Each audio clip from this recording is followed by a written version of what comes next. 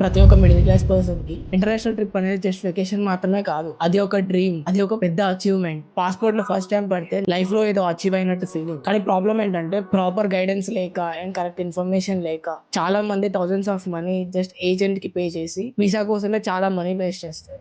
అందుకే I'm going to decode every visa. Hi, I'm Karthik. I always believe travel should be smart, not expensive. So welcome to the visa series. First thing honest గా చెప్పాలంటే నేను ఇంకా ఏ visa personal గా apply చేయలేదు. But last few weeks లో చాలా DMs వచ్చాయి. People started sharing the stories. Agents కి థౌసండ్స్ పే చేశారు అండ్ ప్రాపర్ గైడెన్స్ కూడా ఇవ్వలేదు అండ్ కొన్ని కేసెస్ లో అయితే వీసా కూడా రాలేదు. అప్పుడు నాకు అర్థమైంది peoples are wasting lot of money on agents.